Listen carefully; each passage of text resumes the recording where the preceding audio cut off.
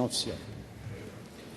La compagnie Bombardier est aujourd'hui l'objet d'une attaque sans précédent de son concurrent Boeing et du département du commerce américain. Ils veulent imposer à ces avions une surtaxe à l'entrée absurde de 220 %. Pourquoi?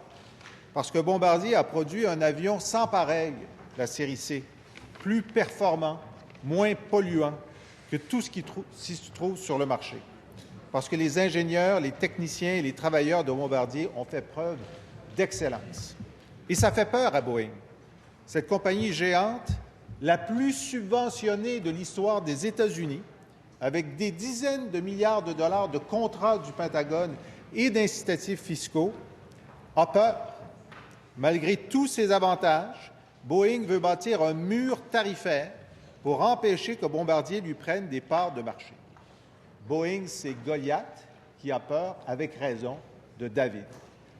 Tout à l'heure, nous allons voter ensemble une motion déclarant que l'Assemblée déclare abusive et sans fondement la décision de Bombardier, qu'elle réitère son appui à tous les travailleurs et qu'elle assure ces travailleurs que tous les membres de l'Assemblée seront derrière eux.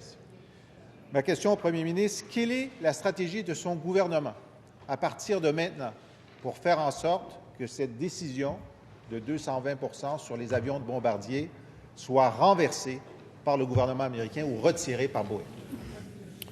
Monsieur le Premier ministre. Monsieur le Président, je veux d'abord dire à mon collègue que j'apprécie la façon avec laquelle il aborde cette question. C'est une journée pour l'unité des Québécois, l'unité de l'Assemblée nationale, pas pour une entreprise, autant que pour des travailleurs, des familles qui nous écoutent. Ils ont écouté son intervention, ils ont écouté la mienne plus tôt, et je vais répéter encore une fois ce qu'il a dit, qui est tout à fait exact, que la raison pour laquelle Boeing pose ce geste injustifié et arrogant, je pense qu'il n'y a pas d'autre mot à employer que ceux-là, c'est qu'on a au Québec inventé, fabriqué, assemblé le meilleur avion au monde dans sa catégorie. Et ça, ils ne sont pas capables de le supporter. C'est un très mauvais calcul. C'est un très mauvais calcul parce que la qualité du produit va emporter sur toutes les basses considérations comme celle-là. D'autant plus que s'il y a une compagnie aéronautique au monde qui a été littéralement nourrie, surnourrie par les subventions gouvernementales, c'est bien Boeing. Alors, je crois que l'ensemble de mes collègues, on devrait parler d'une même voix. Je crois qu'on le fera, si j'en juge après l'intervention de mon collègue ici, pour dire à M. Trudeau, qui jusqu'à maintenant a bien tenu la ligne. Je pense qu'il faut le dire honnêtement et de façon correcte. Mais je l'ai résumé de la façon suivante. Pas un boulon, pas une pièce, pas un avion de Boeing qui rentre au Canada jusqu'à la résolution de cette question. Vous avez vu également que la première ministre de Grande-Bretagne, donc il n'y a pas que nous qui disons ça, là. Mme May a dit même chose. Elle va réévaluer tous les liens entre la Grande-Bretagne et Boeing. Pour Boeing, il y aura lieu de se demander s'ils n'ont pas créé quelque chose qui va leur échapper.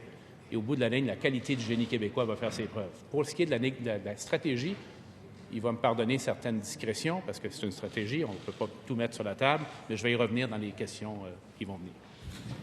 Première complémentaire, Monsieur le chef de l'opposition. On est dans un cas où c'est clair que l'intérêt de la compagnie Boeing et l'intérêt des consommateurs américains sont en contradiction.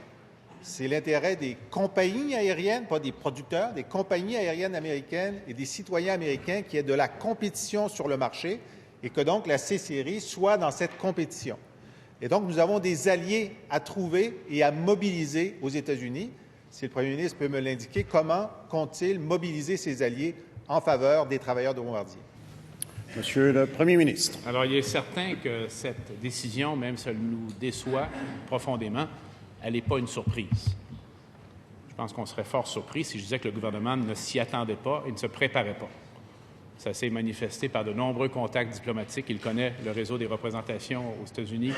Il connaît également les démarches qu'on a faites, les rencontres qu'on a faites à Washington, et on va continuer de faire ça. Maintenant, la prochaine étape concrète, en fait, il y a deux choses qui doivent arriver en même temps. Concrètement, il faut qu'on aille défendre, parce que la décision n'est pas encore définitive, il faut qu'on aille défendre notre position à Washington. Et je vais tout de suite lancer une invitation à mes collègues. Si on doit aller à Washington, je vais y aller, puis je l'invite à venir avec moi pour parler aux Américains. Puis j'invite le chef de la deuxième opposition. On va l'entendre tantôt, on verra comment il aborde la question. Pour qu'on soit tous les Québécois à Washington. Complémentaire, Monsieur le chef de l'opposition. Merci. Je tiens à dire au Premier ministre que je suis parfaitement disposé à l'accompagner à Washington ou ailleurs pour faire la promotion de l'excellence québécoise qui est incarnée dans le C-Series. Et effectivement, je pense qu'il faut jouer Il faut faire du judo avec ça et démontrer, dans cette allégorie de David contre Goliath, on sait comment ça s'est terminé. Hein? David était plus astucieux, il était plus innovateur, il a su comment prendre son adversaire à revers et de faire en sorte que la C-Series et Bombardier soient vus dans le monde comme l'innovateur. C'est notre tâche. Monsieur le Premier ministre. Et il faut même ajouter que c'est le deuxième versant de ce que je disais tantôt. On continue à assembler l'avion, on continue à en faire la promotion, on continue à le vendre. Il n'y a pas que les États-Unis, c'est un énorme marché, d'accord, mais il y a l'Asie, il y a l'Europe, il y a l'Afrique, il y a l'Océanie. Ce sont de bons marchés pour l'avion et on va s'assurer d'en faire la promotion. L'autre erreur absolument fondamentale qui est commise par Boeing et les Américains qui soutiennent Boeing, c'est qu'on estime que sur la durée de vie du programme de la C-Série, c'est plus de 22 000 emplois américains qui sont en jeu et des retombées économiques de 30 milliards. Alors, comme c'est le cas pour le bois d'œuvre, comme c'est le cas pour l'ALENA, ici, l'Amérique se blesse elle-même. Les États-Unis se blessent eux-mêmes. Ils vont réaliser encore une fois qu'ils ont créé quelque chose qui va leur échapper.